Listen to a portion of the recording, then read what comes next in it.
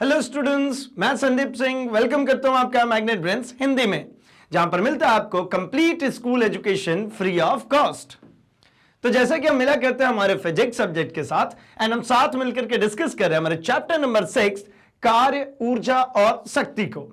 इस चैप्टर में हमने इसके हर एक छोटे बड़े कॉन्सेप्ट्स को देखा। हमने कंप्लीट चैप्टर रिवीजन के माध्यम से इस चैप्टर का रिवीजन भी किया एंड हमने इसके एनसीईआरटी के जितने भी एक्सरसाइज क्वेश्चंस हैं उनको भी सॉल्व किया, यानी हमने न्यूमेरिकल प्रॉब्लम्स को सॉल्व कर लिया, हमने कॉन्सेप्ट्स को सीख लिया और एक रिवीजन भी ले लिया।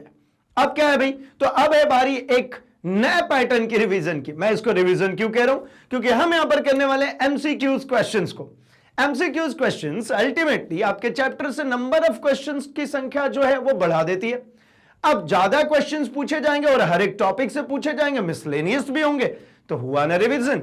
अल्टीमेटली आपके हर एक टॉपिक से जितने भी डाउटफुल पॉइंट्स होते हैं उन सभी पर उठा करके मैं लेकर के आऊं आपके लिए क्वेश्चंस, जहां पर इजीली आप इन क्वेश्चंस को सॉल्व करने के बाद कॉन्फिडेंट होंगे इस चैप्टर को लेकर।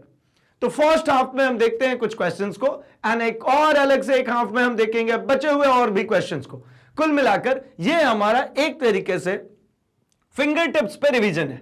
ठीक है, चलिए तो कमिटमेंट के अनुसार भाई शुरू करता हूं मैं सेशन को। एंड एक और कमिटमेंट आपकी तरफ से चाहिए होती है, वो क्या है भाई, वो ये है सिंपली कि जैसे ही क्वेश्चन शो होता है फटाफट से कमेंट सेक्शन में जाइए और आंसर टाइप कर दीजिए, ताकि हमें भी तो पता चले कि आप कितना बेहतर परफॉर्म कर रहे हैं और आपको भी पता चल जाता है कि आपकी तैयारी कितनी प्रतिशत पूर्ण हुई। मतलब कुल मिलाकर एक इस तरीके की इंफॉर्मेशन मिल जाए कि हमारा चैप्टर कितना कॉन्फिडेंटली तैयार है। तो करें शुरू, हो जाइए तैयार भाई पहले क्वेश्चन का आंसर करने के लिए। तो फर्स्ट क्वेश्चन है हमारे पास, कार्य एक अदिश राशि है। वर्क डन जो है वो कैसी क्वांटिटी है भाई, एक स्केलर क्वांटिटी है। क्यों है स्केलर क्वांटिटी? चार ऑप्शन है आपके पास, फटाफट से आंसर कीजिए। यह दो अदिश राशियों का गुणनफल है, यह दो सदिश राशियों का अदिश गुणनफल है, यह दो सदिश राशियों का सदिश गुणनफल है एंड यह एक सदिश राशि का अदिश के साथ गुणनफल है। यह अल्टीमेटली यहां पर कुछ बातें जो की जा रही है वो कुछ बातें इस तरीके से लग रही है ना, दो अदिश का गुणनफल। जैसे मान लीजिए मैं कह देता हूं x इंटू वाई, तो भाई दो अदिश का गुणनफल करेंगे तो अदिश ही रहेगा। ये अल्टीमेटली कैसा रहने वाला है, ये तो अदिश ही रहेगा। ठीक है, चलिए दो सदिश राशियों का गुणनफल, दो सदिश की अगर मैं कहता हूं तो मैं कह रहा हूं यहां पर दो सदिश मतलब एक a vector dot b vector. ठीक है, a vector dot b vector. तो ये डॉट प्रोडक्ट क्या मिलता है भाई, तो हमेशा मिलता है ए बी कॉस थीटा। और इसको क्या कहते हैं भाई, तो इसको हम कहते हैं अदिश गुणनफल। क्या कहते हैं इसको? अदिश गुणनफल। यह है अदिश गुणनफल। ठीक है, इसी प्रकार से अगर यह होता a क्रॉस b वेक्टर तो क्या देखने को मिलता है भाई, तो ये मेरे को देखने को मिलता है a vector b vector sine theta, और इसको हम कहते हैं सदिश गुणनफल। क्या कहते हैं इसको? इसको कहते हैं सदिश गुणनफल। अच्छा, यह एक सदिश का अदिश के साथ गुणनफल। यह ऐसा कहना चाह रहे हैं कि x इंटू a वेक्टर, इन चारों में से वर्क कैसा है, तो मैं चलिए कार्य को लिख देता हूं। कार्य बराबर मुझे पता है होता है बल गुणे विस्थापन, है ना। और यह भी बात मुझे बहुत अच्छे से पता है, बल मतलब एक वेक्टर क्वांटिटी फोर्स और डिस्प्लेसमेंट एस वेक्टर, तो दो वेक्टर्स का डॉट प्रोडक्ट है। मतलब कार्य जो है ये दो सदिशों का, क्या है ये, दो सदिशों का अदिश गुणन। क्या मिला? दो सदिशों का अदिश गुणन, दो सदिशों का अदिश गुणन। इसी तरीके का एग्जांपल है एफ डॉट एस वेक्टर। मतलब क्या हो गया ऑप्शन भाई, तो यह दो सदिशों का अदिश गुणनफल है। मतलब ख इज द करेक्ट वन। ख जो है बिल्कुल सही आंसर है। चलिए, अगर आपने भी लगाया ख तो बिल्कुल करेक्ट है भाई। आगे बढ़ता हूं मैं क्वेश्चन नंबर 2 पे एंड यहां पर चर्चा करते हैं कार्य का एसआई पद्धति में क्या मात्रक होगा, है ना। कार्य का हमसे मांगा जा रहा है एसआई पद्धति में भैया मात्रक। तो कार्य बराबर अभी हमने देखा क्या, बल इंटू विस्थापन। यही देखा ना, बल इंटू विस्थापन। अब भैया बल जो होता है यह है न्यूटन और विस्थापन जो है यह है मीटर, और न्यूटन मीटर को ही हम कहते हैं क्या, जूल। क्या कहते हैं भैया इसको, जूल। तो आंसर है ख। देख गया भैया, ख। फटाफट से इसका आंसर लग गया, क्या हो गया, ख। और ये तो सबके ही सही होने चाहिए, ठीक है ना। चलिए, ख is the correct one. Now over to the question number third. And question number third कह रहे हैं किसी कर्ता द्वारा किसी वस्तु पर किया गया कार्य हो सकता है। कोई कर्ता मतलब कोई करने वाला, कोई काम करने वाला किसी वस्तु पर काम कर रहा है, तो कितना काम कर सकता है भाई? क्या वो पॉजिटिव काम करेगा, या फिर शून्य काम करेगा, या फिर नेगेटिव काम करेगा? तो हमें पता है वर्क डन कैसा होता है भाई, तो हमने पता है ना वर्क डन जो होता है F डॉट एस, है ना, F vector dot S vector. Finally मुझे मिलता है Fs cos थीटा। और यहां पर cos थीटा की वैल्यू की अगर मैं बात कर लूं तो cos थीटा की वैल्यू आपको बहुत अच्छे से पता है। cos की ये वैल्यू चलती है, ये 0 है ना, ये आपका π/2 है, ठीक, ये आपका पाई है। मतलब ये पॉजिटिव में भी cos की वैल्यू है, ये मैक्सिमम 1 होती है, और यहां पर मिनिमम जो वैल्यू होती है -1 होती है, और यहां पर 0 होता है। यानी cos की वैल्यू, यानी cos थीटा को अगर मैं कहता हूं तो cos थीटा बिलोंग करता है कहां से कहां तक भाई? तो -1 से लेकर के +1 तक। मतलब -1 से 0 और 0 से +1।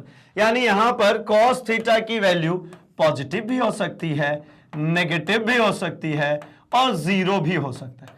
अर्थात वर्क डन पॉजिटिव, नेगेटिव और 0 तीनों ही हो सकते हैं। या दूसरे तरीके से भी समझ सकते हैं, ये जो डिस्प्लेसमेंट होता है, विस्थापन धनात्मक भी होता है, पॉजिटिव भी होता है, विस्थापन ऋणात्मक भी होता है, नेगेटिव भी होता है, और विस्थापन 0 भी हो सकता है। ठीक है, केसेस आपको ध्यान में आ गए होंगे, इसलिए मैंने रिवीजन कहा था। आपके सामने सिर्फ क्वेश्चन आया, लेकिन आपको केसेस पूरे ध्यान में आ गए होंगे कि वर्क डन कितने टाइप्स के होते हैं, क्या क्या वेरिएशंस लेकर के आते हैं उसमें, ठीक है ना। चलिए, तो कौन सा ऑप्शन दिख रहा है भाई? घ is the correct one. Obviously क, ख, ग तीनों ही सही है, शून्य भी हो सकता है, पॉजिटिव भी हो सकता है, नेगेटिव भी हो सकता है। चलिए आगे बढ़ता हूं क्वेश्चन नंबर 4 में। जल्दी से आंसर टाइप कर दीजिए भैया। चलिए, क्रॉस वेरीफाई भी हो गया, घ करेक्ट है। किसी वस्तु पर घर्षण बल द्वारा कृत्य कार्य होता है, सिर्फ पॉजिटिव, सिर्फ नेगेटिव, शून्य, या फिर पॉजिटिव और नेगेटिव दोनों हो सकता है। क्या लगता है आपको घर्षण बल द्वारा किया गया कार्य कैसा होगा? तो एक बात समझिए, यह रहा एक सरफेस, इसके ऊपर मान लीजिए एक ऑब्जेक्ट है, ठीक है। इस ऑब्जेक्ट को मैंने क्या करा हुआ भैया? तो मैंने इसको इधर के डायरेक्शन में F = ma से लेकर के आगे बढ़ रहा हूं। तो मुझे पता है कि इन दोनों के सतहों के बीच यहां कहीं पर लग रहा होगा क्या भाई? तो लग रहा होगा फ्रिक्शन। क्या लग रहा होगा? फ्रिक्शन फोर्स लग रहा होगा। तो अगर इन दोनों के बीच में मुझे देखने को मिल रहा है कि फ्रिक्शन फोर्स लग रहा है, तो भैया एक बात बताइए, ये फ्रिक्शन इस अप्लाइड फोर्स के, ये कौन है भाई? ये घर्षण बल। और ये राइट साइड में कौन दिख रहा है? तो ये दिख रहा है अप्लाइड फोर्स, मतलब लगाया गया बल, लगाया गया बल। हमेशा ही एक बात क्लियर है कि अप्लाइड फोर्स है ना, फोर्स अप्लाइड जो है ये हमेशा ही नेगेटिव डायरेक्शन, फोर्स अप्लाइड के हमेशा ही घर्षण बल नेगेटिव डायरेक्शन में होगा, ये हमेशा विपरीत होगा। घर्षण बल हमेशा ही कैसा होगा? विपरीत होगा। किसके? फोर्स अप्लाइड के। तो मतलब जो फ्रिक्शनल फोर्स वर्क डन करेगी वो वर्क डन भी कैसा होगा? नेगेटिव हो जाएगा। तो मतलब ऑप्शन कौन सा दिख रहा है? ऑप्शन नंबर ख। ऑप्शन नंबर ख इज द करेक्ट वन। आइए चलिए बढ़ा जाए क्वेश्चन नंबर 5th कह रहे हैं, जब एक गतिमान वस्तु पर बल लगाने से वेग का ह्रास होता है तथा वस्तु स्थिर हो जाती है, तो कार्य कैसा होता है? मतलब आपने क्या किया है, एक वस्तु के ऊपर आपने बल लगाया और उसकी वेलोसिटी क्या होती जा रही है? डिक्रीज होती जा रही है, कम होती जा रही है, कम होती जा रही है, ठीक है। तो उसकी वेलोसिटी हर समय कम होते होते होते क्या हो गई भाई? वो रुक गई, ऑब्जेक्ट रुक गया। तो आपने जो वर्क डन किया, कैसा वर्क डन किया? तो आपने नेगेटिव वर्क डन किया। मतलब आप क्या कंसीडर करेंगे? तो मैं तो यही कंसीडर करूंगा, जो मैंने अपोजिट डायरेक्शन में फोर्स लगाया, सेम काइंड ऑफ फ्रिक्शन। जैसे एक बॉल को लुढ़का दीजिए जमीन पे, तो बॉल को आपने जो फोर्स दिया था उसके कारण वो बॉल रोल करते हुए आगे तो बढ़ेगा, लेकिन फ्रिक्शन उसको क्या कर रहा है? पीछे की तरफ खींच रहा है। इसलिए बॉल धीरे धीरे धीरे धीरे रुकने को जाएगी, और थोड़ी देर बाद जाकर के बॉल क्या हो जाएगी? वो रुक जाएगी। आई होप आपको ये बात समझ में आ रही है। तो मतलब क्या है भाई कि जब एक गतिमान वस्तु है, उस पर बल लग रहा, कौन? फ्रिक्शन, घर्षण बल पीछे की तरफ, और वो थोड़ी देर बाद उसको क्या कर रहा है? उसके वेलोसिटी में लगातार कमी करेगा और फाइनली वो ऑब्जेक्ट रुक जाएगी। मतलब work done is negative. Opposite direction में ही है ना, जिधर पहले गतिमान वस्तु था, है ना, ये जो वस्तु है ये इधर की तरफ गतिमान था, तो भैया इसको रोकने के लिए आपने क्या किया है, F equals to M S इधर था, आपने इसको रोकने के लिए अपोजिट डायरेक्शन में ही तो फोर्स लगाया ना। यह फोर्स अल्टीमेटली F की कैसा होगा, नेगेटिव डायरेक्शन में होगा, मतलब इसके द्वारा जो कार्य किया जाएगा वो कैसा होगा, नेगेटिव। ठीक है, क्यों, क्योंकि देखिए ना, थोड़ा सा और चलते हैं इसमें, आपने ये पीछे की तरफ फोर्स तो लगाया है, लेकिन ऑब्जेक्ट अभी भी इस धरी की ही तरफ जा रही है, मतलब इसमें डिस्प्लेसमेंट जो हो रहा है वो इसी दिशा में हो रहा है, यानी इधर हो रहा है विस्थापन, और आपका ये रोकने के लिए जो फोर्स लगाया गया था वो इधर है। तो इस फोर्स, आप इसके लिए अगर कार्य लिखते हैं, आप इसके लिए क्या लिखते हैं भैया, कार्य, तो कार्य बराबर तो होता है बल इंटू विस्थापन, तो इसका बल तो एफ आप लिख दीजिए, लेकिन विस्थापन किधर है, नेगेटिव डायरेक्शन में, विस्थापन इधर हो रहा है, बल इधर लग रहा है, अगर आप देखेंगे तो विस्थापन इधर हो रहा है, बल इधर लग रहा है, तो ये नेगेटिव है, तो इंटू क्या लिखो, इंटू नेगेटिव ऑफ एस, मतलब work done is equal to minus of F S. ठीक है, मतलब ये कैसा दिखा, कार्य, कार्य नेगेटिव दिख रहा है। ठीक है, चलिए ख इज द करेक्ट वन। आगे बढ़ता हूं क्वेश्चन नंबर 6 में। 6 क्वेश्चन की अगर मैं बात करूं तो यहां कह रहे हैं, यदि एक कण पर 3i cap plus j cap minus 2k cap newton का बल लगाकर उसे 3i cap plus 5j cap plus 7k cap metre दूरी तक विस्थापित किया गया हो तो कृत्य कार्य बताइए, मतलब कितना काम किया गया इस पे। तो एक बात समझिए, आपको यहां पर दिख रहा है बल, तो मतलब F वेक्टर अपने सामने है, वो है 3i cap plus j cap minus 2k cap. ठीक है, इसी क्रम में हमारे पास में जो डिस्प्लेसमेंट है, डिस्प्लेसमेंट वेक्टर कितना है भाई, 3i cap plus 5j cap plus 7k cap. ये क्या है भैया, ये डिस्प्लेसमेंट वेक्टर। अच्छा, ये फोर्स हो गया और ये डिस्प्लेसमेंट हो गया, मुझे कार्य निकालना है, तो कार्य क्या होता है भैया, तो कार्य बराबर बल इंटू विस्थापन, है ना, क्या होता है, बल इंटू विस्थापन। अच्छा, कार्य W F vector dot S vector, मतलब इन दोनों के बीच में क्या निकालनी है, डॉट प्रोडक्ट। और डॉट प्रोडक्ट निकालते समय हमें एक बात बहुत अच्छे से ध्यान में है कि भैया I डॉट I जो होता है ये 1 होता है, क्योंकि cos की वैल्यू यहां पर 0 डिग्री हो जाती है और cos 0 1 हो जाता है भाई। वैसे ये I डॉट J जैसे ही करते हैं तो I डॉट J का मान तो 1 हो गया, लेकिन I डॉट J के बीच में एंगल कितने डिग्री का होता है, 90 डिग्री। ये देखिए, ये तीनों, ये हमारा क्या है भाई, यूनिट वेक्टर है ना, या डायरेक्शन वेक्टर के नाम से भी जाना जाता है। ये आई कैप, जे कैप, के कैप क्या है, दिशा सदिश है भाई। इसका अगर मैग्नीट्यूड की बात करूं तो कितना है, 1 है। ठीक है ना, तो दिशा आई कैप, ये जे कैप एंड दिस इज के कैप।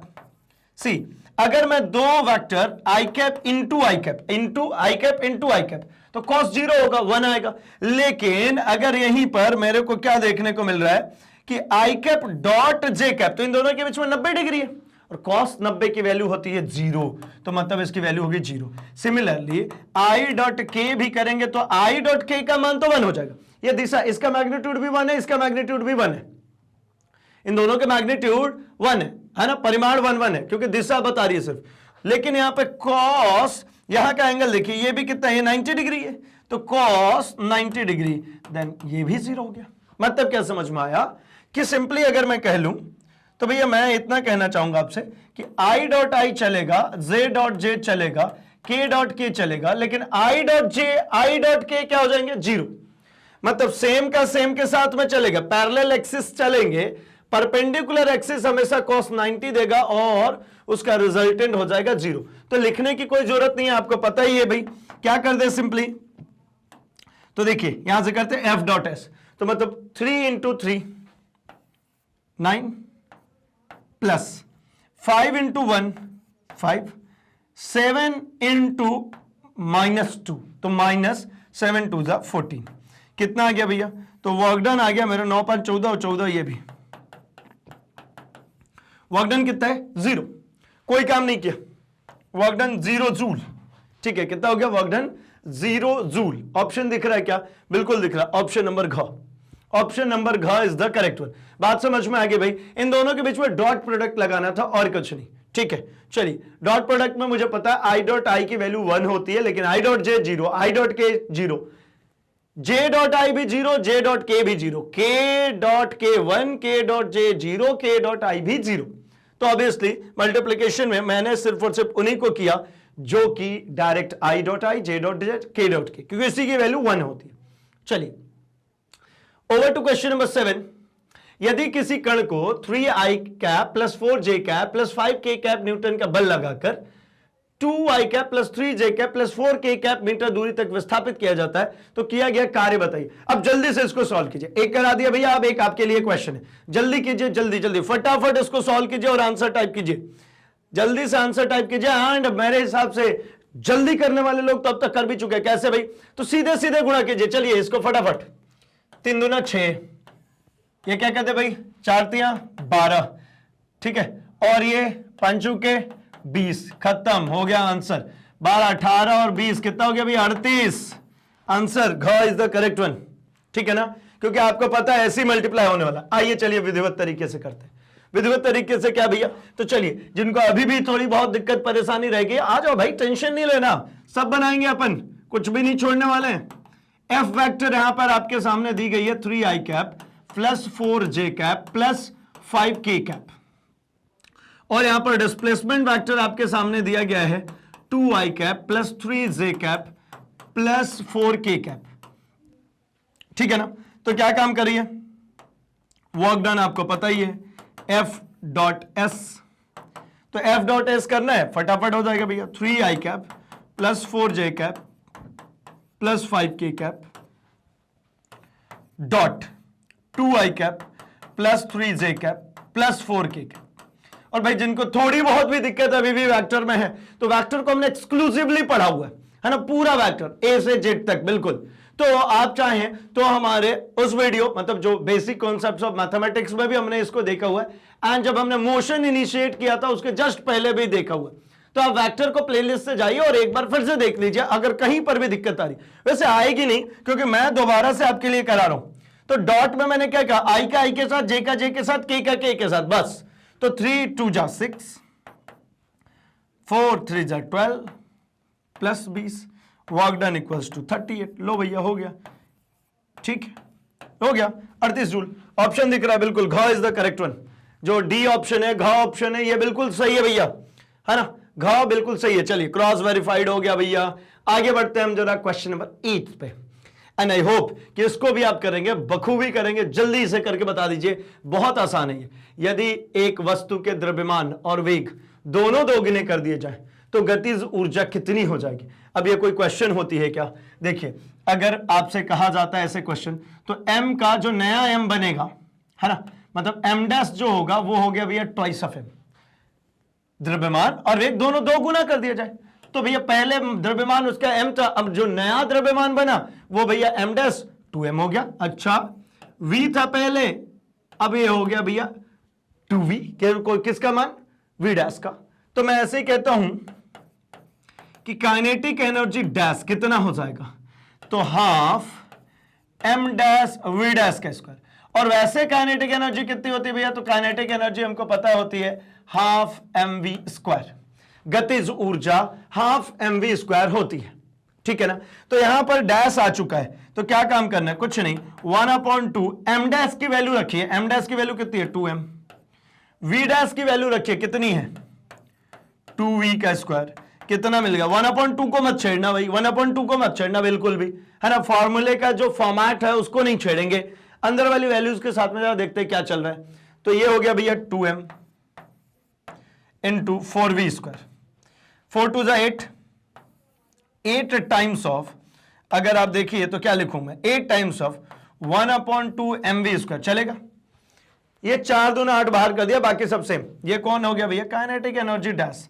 ये सबसे बेहतर तरीका होता है ऐसा निकालने का, है ना। बहुत सारी चीजें अभी आएंगे, अभी आगे भी इस तरीके के क्वेश्चन आएंगे जहां पे वैल्यूज चेंज करेंगे, तो भैया दोनों के रिलेशन नहीं समझ में आता। आंखों से देख के समझ में तो आ जाता है कि अरे यार हाँ इतना हो जाएगा, लेकिन सॉल्व कैसे करते हैं ये बहुत बार नहीं बनता। तो भैया उसके लिए सबसे तरीका है, आप पहले रिलेट कर दीजिए और रख दीजिए। अब देखिए ना, यहां पर 8 इंटू, इसको अगर आप ध्यानपूर्वक देखेंगे तो ये क्या है? ये काइनेटिक एनर्जी के बराबर जो इनिशियली था, तो 8 times of old kinetic energy, जो पुरानी वाली गतिज ऊर्जा थी उसके, मतलब पुरानी वाली गतिज ऊर्जा के 8 गुनी हो जाएगी नई वाली गतिज ऊर्जा। कब? जब इसका द्रव्यमान और वेग दोनों को डबल कर देंगे। ठीक है, ऑप्शन में है क्या? ऑप्शन में है, बिल्कुल है, ग इज द करेक्ट वन। सही है भैया।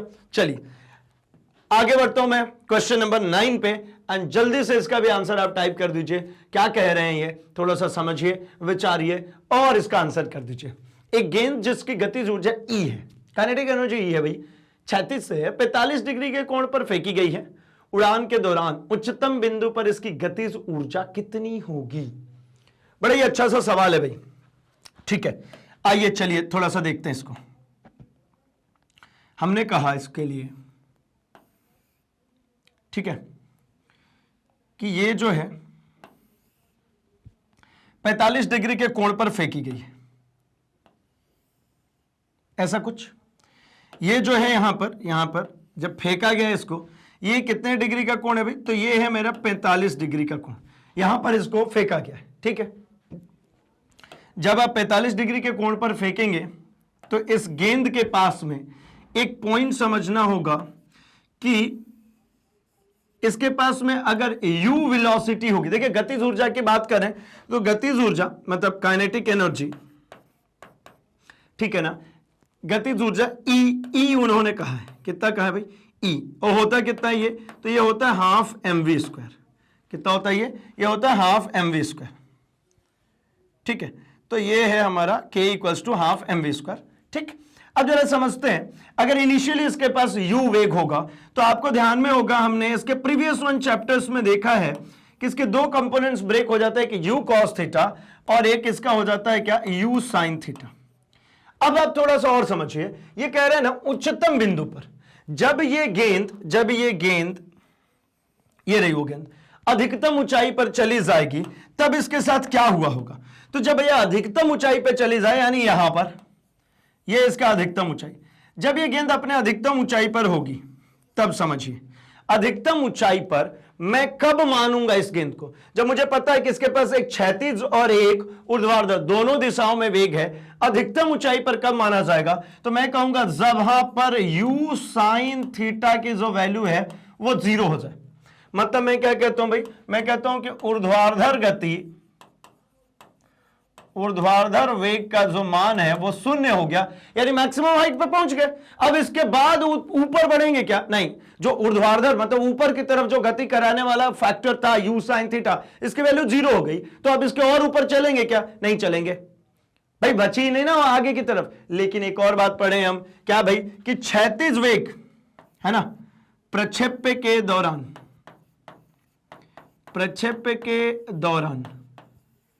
क्या पढ़े भैया? तो क्षैतिज वेग सदैव नियत रहती है। कैसी रहती है?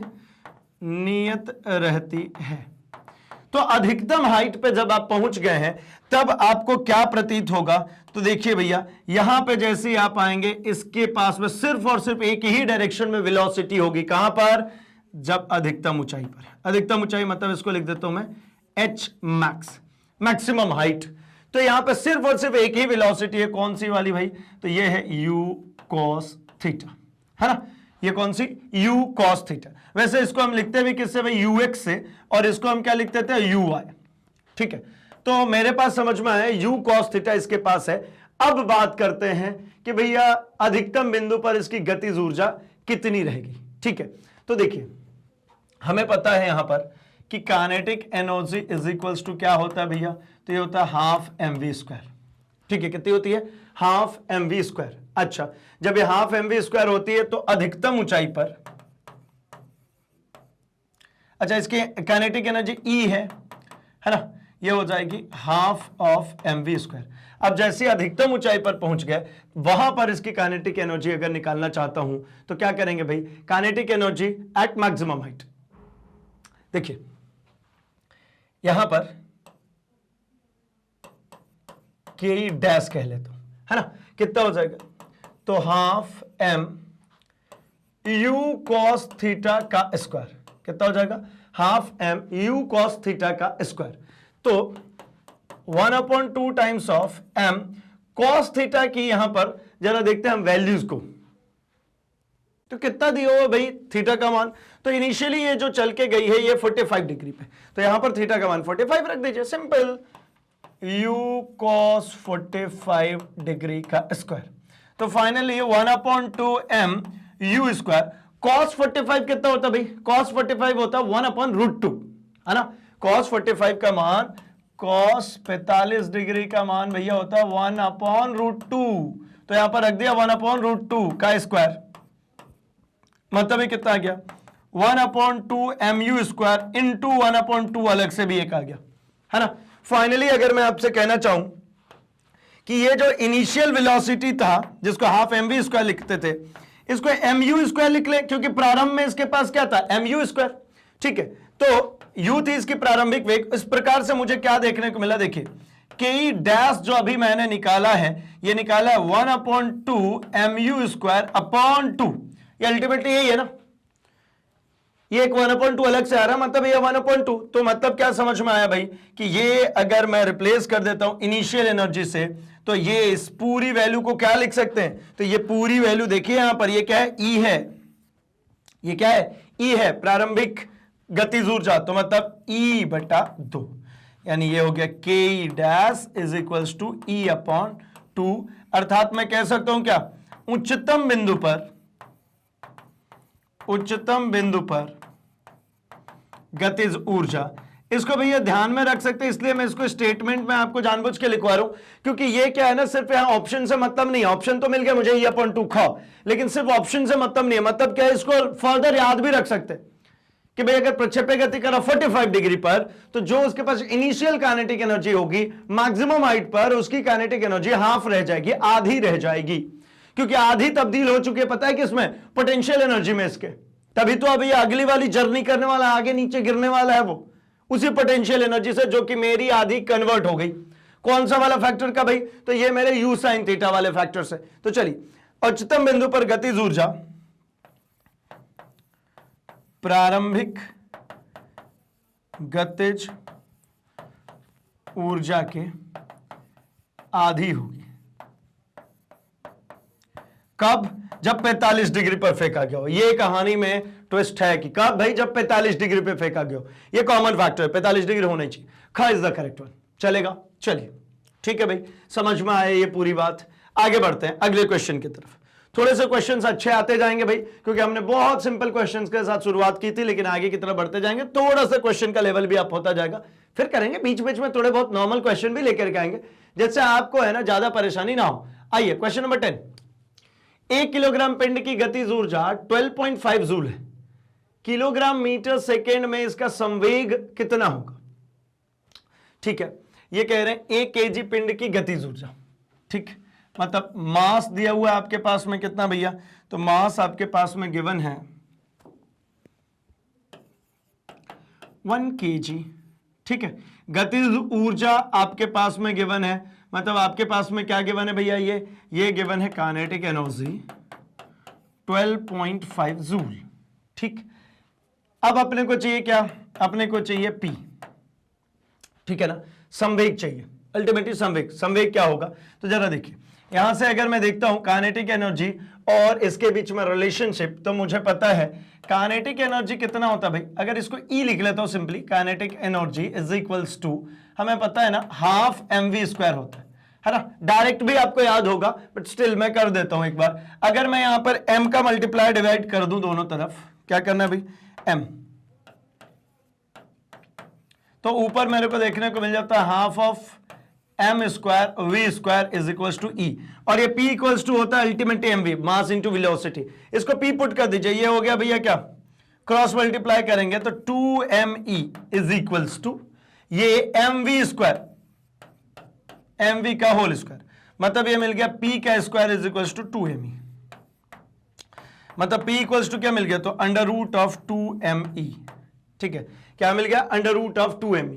अब आपके पास में गिवन है ना, ये इसको ही E लिख रहा हूं मैं, काइनेटिक एनर्जी को ही, ठीक है, क्या हो जाएगा, P is equals to under root of, चलिए रखते हैं, ये कितना है भैया, तो 2 इंटू 12.5 इंटू, है ना, 2 इंटू 12.5 इंटू 1, ठीक, या चलो ऐसा नहीं, 2 इंटू 1 इंटू 12.5, अब ठीक है ना, अभी कोई दिक्कत नहीं, बात बराबर ही होती है। वैसे मल्टीप्लाई करनी थी मुझे, क्या 2 है भैया ये फॉर्म में ही, m कितना मास है 1 kg का, और 12.5 जूल की इसके पास है काइनेटिक एनर्जी। कितना होगा भैया, 12.5 टू जा 25 है ना, 12.5 टू जा कितना हो जाएगा 25, 125 मतलब 250, अल्टीमेटली कितना आ गया आंसर 5। आंसर आंसर आंसर ख 5 क्या भाई, तो 5 kg मीटर पर सेकेंड, 5 kg मीटर पर सेकेंड, 5 kg मीटर पर सेकेंड। ये किसका है, संवेग की यूनिट होती है ना, मोमेंटम की यूनिट होती है, तो मतलब आ गया हमारा कौन सा भाई, ख इज द करेक्ट वन। ठीक है, आइए चलिए आगे बढ़ते हैं, क्वेश्चन नंबर 11 की तरफ बढ़ते भैया। क्वेश्चन नंबर 11 क्या कह रहे हैं, यदि किसी पिंड का संवेग 50% बढ़ा दिया जाता है तो उसकी गतिज ऊर्जा कितनी बढ़ जाएगी। क्या कह रहे हैं, अगर किसी पिंड का जो संवेग है उसको अगर आपने बढ़ा के रख दिया, कितना आपने 50% बढ़ा दिया, तो उसकी गतिज ऊर्जा कितनी बढ़ जाएगी, इसके बारे में अपने को करनी है बात। तो चलिए एक काम करते हैं, पहले हम इसको समझने की कोशिश करते हैं कैसे भाई। तो मैं अभी जो रिलेशनशिप निकाला था वो सेम रिलेशनशिप यूज करता हूं। क्या था मेरे पास रिलेशनशिप, मेरे पास रिलेशनशिप आया था P इज इक्वल्स टू होता है अंडर रूट ऑफ 2m के, है ना, या 2me लिखते हैं, 2me। ठीक है, ये किसकी वैल्यू है भाई, ये P की वैल्यू। अगर मैं इसको E मतलब काइनेटिक एनर्जी के टर्म में अगर लिखना चाहूं तो ये अल्टीमेटली क्या लिख सकता हूं, तो देखिए ना, इसको मैं अगर P स्क्वायर लिख दूं, है ना, तो ये कितना हो जाएगा 2me, मतलब मैं E अगर लिखता हूं तो कितना हो जाएगा P square upon 2m। E क्या है भाई, E लिख रहा हूं मैं यहां पर काइनेटिक एनर्जी को, है ना, E मतलब गतिज ऊर्जा, और P मतलब है हमारा संवेग। अब कोई तकलीफ नहीं होगी। आइए, ये हो गया मेरा E की वैल्यू। ठीक, ये इन दोनों के बीच में रिलेशनशिप। अल्टीमेटली मैं ये कहना चाह रहा हूं कि भैया गतिज ऊर्जा, अगर पिंड का संवेग 50% बढ़ जाता है, तो 50% अगर बढ़ जाता है तो मैं क्या ऐसा लिख सकता हूं क्या कि P2 जो है बढ़ा हुआ संवेग, P1 में 50% जोड़ दूं, ठीक है, क्या जोड़ दूं, 50% जोड़ दूं तो P2 बन जाएगा। तो मैं अगर इसको ऐसा लिखता हूं P2 equals to P1 plus ये 50/100 है ना, अल्टीमेटली 50/100 टाइम्स ऑफ P1। अच्छा, अगर P1 को कॉमन कर लूं तो ये 1 प्लस, अच्छा 50 से 1/2 टाइम्स में कट जाएगा, तो P1 1 प्लस 1/2, एक और आधा जोड़ेंगे कितना होगा 1.5, कितना होगा, एक में आधा जोड़ेंगे तो 1.5 ही होगा ना भैया, तो 1.5। ये कौन मिल गया, ये मिल गया P2। अच्छा समझेंगे यहां पर, मैं अगर इसको ऐसा लिख दूं P2 अपॉन P1 कितना हो गया भैया, तो P2 अपॉन P1 की वैल्यू मेरे को देखने को मिल गई 1.5। P2 अपॉन P1 की वैल्यू जो है मेरे को कितने देखने को मिल गई 1 है ना 1.5। अब बहुत ही आसानी से इसमें चलते हैं और काम करते हैं, किसके लिए भाई, तो अब हम लगाते हैं इसमें फटाफट से काइनेटिक एनर्जी के लिए। ठीक है, तो काइनेटिक एनर्जी को क्या करेंगे, तो काइनेटिक एनर्जी के लिए सिंपली मैं लिखना चाहूंगा, देखिए कि भाई काइनेटिक एनर्जी, अब यहां पे गतिज ऊर्जा, है ना, गतिज ऊर्जा जो नई गतिज ऊर्जा बनी है, ठीक है, जो बढ़ी हुई गतिज ऊर्जा अल्टीमेटली आएगी, उसके लिए मैं कहता हूं कि मान लीजिए नई गतिज ऊर्जा भैया E2, ठीक है, मेरे को क्या निकालना है, परसेंटेज ही निकालना है ना, तो E2 में से E1 को माइनस करके अपॉन E1 इंटू 100 कर दूं तो इतना ही प्रतिशत होगा भाई, E2 माइनस E1 इंटू 100%, यही प्रतिशत में आएगा गतिज ऊर्जा बढ़ी हुई। तो जरा इसको देखिए, मैं अगर यहां पे इसको एक अलग अलग सॉल्व करूं तो क्या मिलेगा, देखिए E2 बटा में E1 माइनस यहां पे कितना हो जाएगा E1 अपॉन E1 यानी 1 इंटू 100। ठीक है, यह प्रतिशत में सीधे सीधे वैल्यू निकलने वाली। अच्छा, E2 अपॉन E1 की अगर मैं बात करता हूं तो E2 को क्या लिख सकते हैं आप, तो E2 को मैं ऐसा लिख सकता हूं क्या, देखिए E2 मतलब यहां पर E है P स्क्वायर अपॉन 2m, तो E2 को मैं ऐसा लिखूं तो चलेगा क्या, क्या P2 का square upon 2m upon P1 का square upon 2m minus 1 into 100। इसमें कोई तकलीफ नहीं होनी चाहिए। अगर ये E है तो E1 करेंगे तो ये 1 1 हो जाएगा, ये 2 करेंगे तो ये 2 2 हो जाएगा। अच्छा, मास में कोई परिवर्तन करूं क्या? मास में, द्रव्यमान में तो कोई परिवर्तन होता नहीं है भाई। तो मैंने क्या किया, E2 अपॉन E1 यानी E2 और E1 की वैल्यूज को सीधे सीधे यहां पर रख दिया। अब देखिए अगली लाइन में क्या करने वाला हूं मैं, तो बहुत ही आसानी से 2m से 2m यहां पर आपको दिख रहा होगा कि क्या हो जाएगा, ये 2m से ये 2m कैंसिल आउट हो जाएगा, ये 2m और ये 2m कैंसिल आउट हो गया। क्या बचेगा, तो ये बचेगा P2 स्क्वायर अपॉन, क्या बच गया, P2 square upon P1 square, ठीक है, P2 square upon P1 square, ठीक, माइनस 1 इंटू 100, है ना, इंटू 100%, यही चल रहा है, ठीक है। चलिए अब क्या काम करना है भैया, तो अब आपके सामने ये P2 अपॉन P1 का स्क्वायर और मेरे पास P2 अपॉन P1 है। तो एक काम करिए, इसको एक काम कर देता हूं मैं, P2 अपॉन P1 का स्क्वायर माइनस 1, है ना, इंटू 100% कर देता हूं। अब P2 अपॉन P1 की वैल्यू आपको पता है 1.5 का स्क्वायर माइनस 1 इंटू 100%, ठीक है ना। P2 अपॉन P1, है ना, ये क्या था, P2 अपॉन P1, इसकी वैल्यू ये देखिए हमने निकाल रखी है पहले ही 1.5। तो ये 1.5 का स्क्वायर कितना होता भाई, तो 15 से करेंगे तो 225 यानी 2.25 माइनस 1 इंटू 100%, यानी ये फाइनली जो मिलेगी मुझे वो कितनी हो जाएगी भाई, तो 225, मतलब 2.25 में से 1 माइनस करेंगे तो 1.25 इंटू 100% आएगा। अब इसको आगे सॉल्व करेंगे तो 2 डिजिट, 2 डेसिमल जो है 2 डिजिट आगे बढ़ जाएगा। कितना मिल गया, 125%। ये मिल गई हमारी नई काइनेटिक एनर्जी, ये है हमारी बढ़ी हुई काइनेटिक एनर्जी, ये बढ़ी हुई गतिज ऊर्जा। तो 125%, यानी ये दिख गया ग इज द करेक्ट। क्या काम किया भाई, बहुत ही आसान सा था। सबसे पहले काइनेटिक एनर्जी और जो हमारा काइनेटिक एनर्जी और जो हमारा यहाँ पे मोमेंटम है, ये स्मॉल p होता है भाई, है ना, नहीं तो पावर समझ लो। चलो चलो ठीक है भाई, ठीक है, तो कोई दिक्कत परेशानी नहीं। ये हो गया हमारा क्या, ये हमारा मोमेंटम। तो अल्टीमेटली क्या मिला, मैंने इन दोनों के बीच में रिलेशनशिप निकाला, क्या बढ़े हुए मोमेंटम और इनिशियल तो चाहिए पड़ेगा ना, फाइनल मोमेंटम और इनिशियल मोमेंटम चाहिए। तो फाइनल मोमेंटम को मैंने P2 कह लिया, तो ये बढ़ा हुआ मोमेंटम हो गया मेरे पास, इनिशियल मोमेंटम में 50% जोड़ के बनाया। रिलेशनशिप फाइंड कर ली किसकी, बढ़ी हुई मोमेंटम और इनिशियल मोमेंटम की, है ना, अंतिम संवेग और प्रारंभिक संवेग की 1.5 भाई। अब चले अपन काइनेटिक एनर्जी पे। तो काइनेटिक एनर्जी तो भाई ऐसी परसेंटेज तो ऐसी निकालते हैं ना, गतिज ऊर्जा प्रतिशत अगर आपको निकालने बोलूं तो ये निकालोगे ना आप, क्या, final minus initial upon initial into 100%, यही निकालते। तो हमने वही फॉर्मूला यूज किया, किसका, प्रतिशत का। बहुत आसान है ये। तो प्रतिशत का फॉर्मूला क्या, मैंने दोनों का अलग किया, E2 अपॉन E1 बना और E2 अपॉन E1 यहां से उठा करके हमने रख लिया। तो हमें P2 और P1 के बीच में रिलेशनशिप आया, यानी फाइनल मोमेंटम और इनिशियल मोमेंटम के बीच में, अंतिम संवेग और प्रारंभिक संवेग के बीच में स्क्वायरिंग थी, तो 1.5 का स्क्वायरिंग कर लिया और आगे हमने सॉल्व किया 125। चलिए भैया आंसर चेक कर लेते हैं फटाफट से। आंसर चेक करते हैं, ग बिल्कुल सही है ना, आया मजा भाई, ठीक है, अच्छे क्वेश्चन लगे आपको। चलिए आगे बढ़ते हैं अगले क्वेश्चन नंबर 12 पे। ठीक है, देखिए भैया ये सारे क्वेश्चन ये थोड़े से डिसाइडिंग क्वेश्चन होते हैं, है ना, ये क्वेश्चन थोड़े डिसाइडिंग है। अगर आपके एग्जामिनेशंस में आते हैं तो ये डिसाइड करते हैं आपके रिजल्ट को अल्टीमेटली। क्वेश्चन नंबर 12, किसी राइफल की गोली से छोड़ी जाती है, अच्छा, किसी राइफल से एक गोली छोड़ी जाती है, अच्छा, जिससे कि राइफल पीछे की ओर हटता है ना। तो बताइए कि राइफल की गतिज ऊर्जा और गोली की गतिज ऊर्जा से, राइफल की जो गतिज ऊर्जा है गोली की गतिज ऊर्जा से कम है, अधिक है, बराबर है, कुछ नहीं कहा जा सकता, क्या होगी। तो काइनेटिक एनर्जी और मोमेंटम के बीच में हमने अभी एक रिलेशनशिप देखा। क्या देखा भाई, तो हमने देखा P इक्वल्स टू √2me, है ना, यही ना, ठीक।